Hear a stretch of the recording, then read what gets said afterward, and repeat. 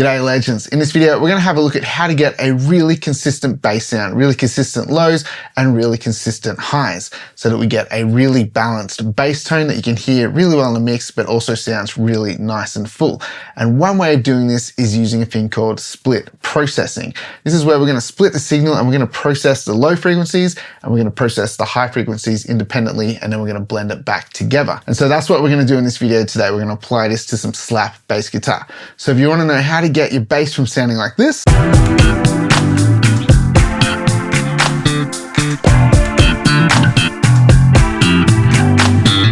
then stick around because I'm going to show you exactly how to achieve this by using the split processing method. So what we need to do first is duplicate our bass track. In Logic, all you have to do is hold down Option, click on the channel and drag down. Okay, so now we're going to label this slap bass low and slap bass high.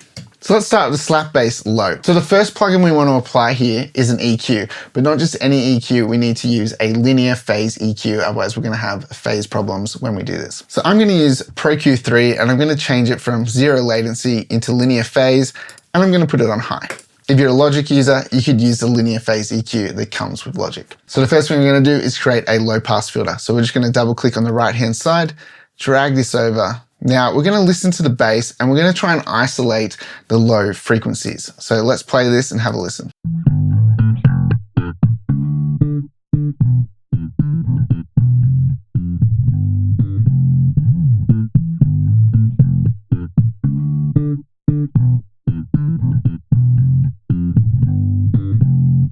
Around 266 Hertz sounds pretty good. Now I might make this slope a little bit steeper so we're not getting as much of the high frequencies in here.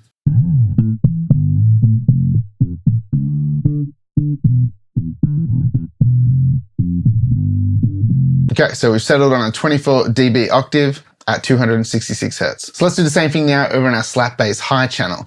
So let's add Pro Q3, but this time we're going to add a low pass filter. Make sure you change it into linear phase EQ. And so by using a linear phase EQ, it means that these two signals are going to come back together a lot nicer than if we didn't. If you just used a normal EQ and had high pass and low pass filters, you get some pretty weird phase stuff going on. So now what I'm going to do is create a high pass filter and I'm going to take it up to 266 Hertz. And then we're going to change the slope to a 24 dB octave as well. So we're just kind of matching those settings. Okay, so this is what we've got so far. Our low bass on the left-hand side and our high bass on the right-hand side. And when we play them together, it should sound something like this.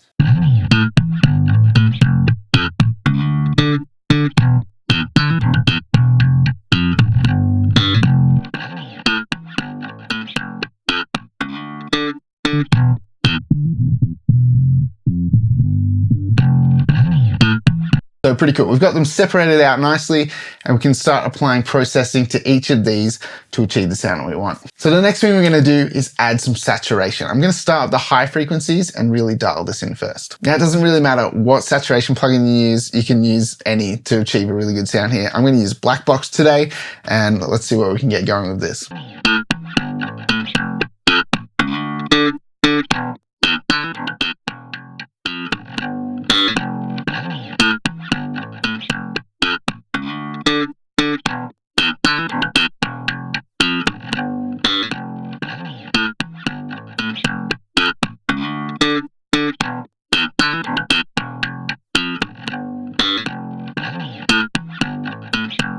So something like that. It's giving it a little bit of attitude, but it's also leveling it out a little bit. It's kind of compressing it in a way by adding that saturation to it. Now let's apply some saturation to the lower frequencies.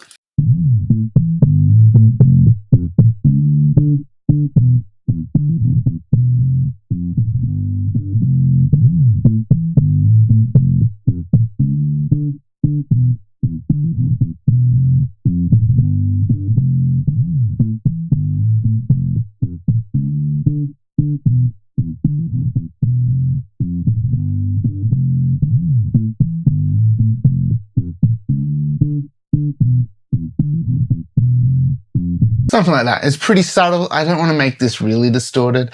I just want to add a little bit of warmth and a little bit of thickness to it. Let's play them together.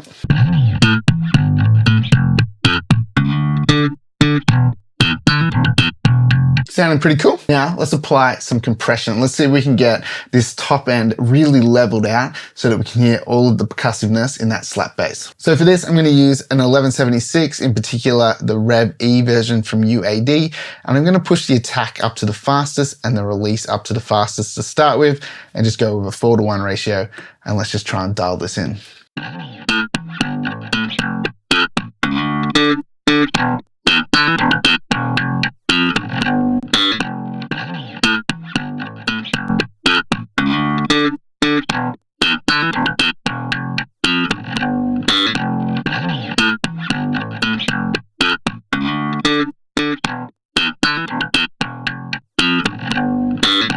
All right, so that's pretty cool. It's really leveling that out in a really nice way. You can hear all of the popping, all of the tapping. It sounds cool. And I just pulled the release back just a little bit, just so it wasn't the fastest release. Sometimes that's kind of really aggressive, can be a little gritty, and just pulling it back just smooths it out a little bit. Okay, so now let's apply some 1176 to the low end. We're gonna just see what this needs. It may not need as much compression.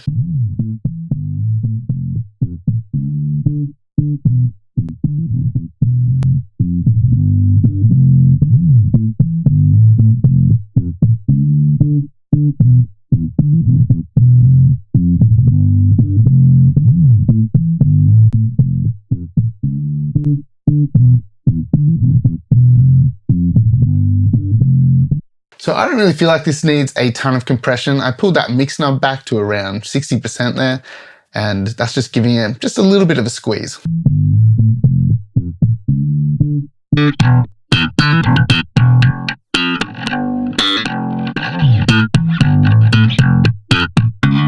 Awesome. I think that sounds pretty cool. And so one thing that I think is quite important when you're doing split processing is that you add the same plugins along the way. Even if you don't use the plugin or you just have it running through without much processing really being applied, it's just important to keep the latency between them the same. So plugins add a little bit of latency.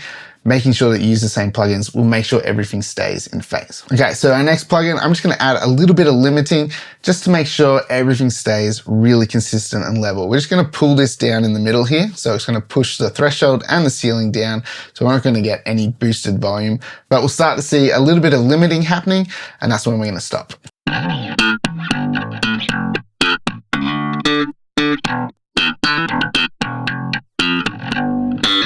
And so that's basically it. We just get a little bit of gain reduction going on and then we stop. We don't want to crush it too much, but we want to make sure that it's not kind of harsh sounding. The limiter kind of softens out the attack of the transients on the slap bass and those high frequencies, and it just makes it sound really consistent. Let's do the same thing for our low frequencies now.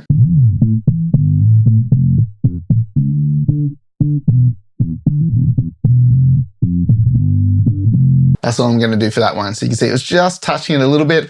I think that's all it needs. So let's hear what we've got at the moment.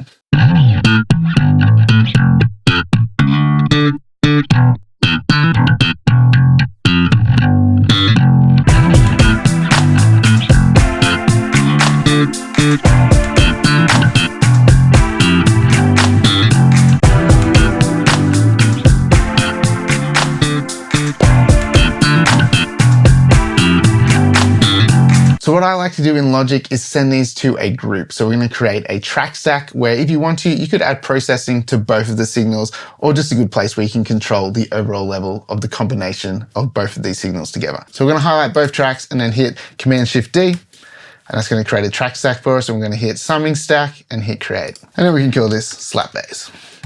So now what we need to do is blend this to taste in the context of the mix and get that bass sounding how we want it to. So I'm going to turn these right down. And then I'm going to play the track. I'm going to bring up the low frequencies first until that low end's starting to feel really good.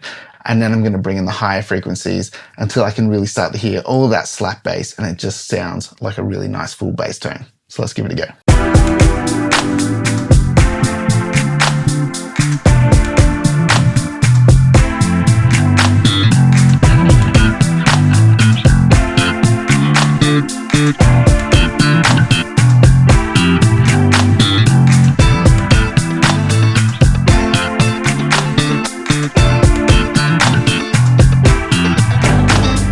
Cool. I think that sounds awesome. And you can hear when we flick back to the original bass, it just felt a little bit emptier. You could still hear the slap bass going on, but it just didn't have the thickness and fullness and that consistency that we've now achieved by using that split processing. So one more time, before and after.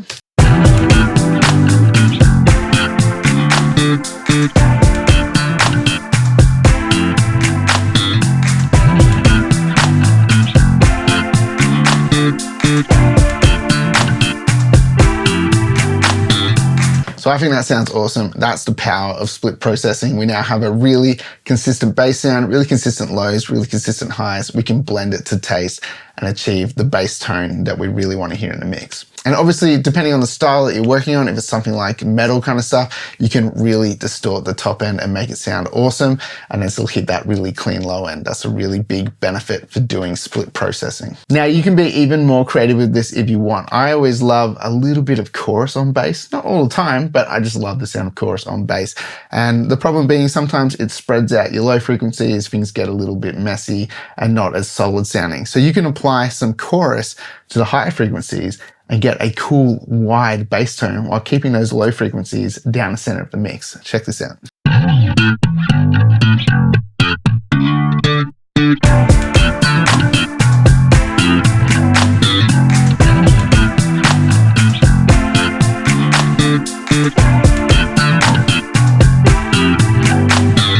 So I love that kind of stuff. I think that's really cool.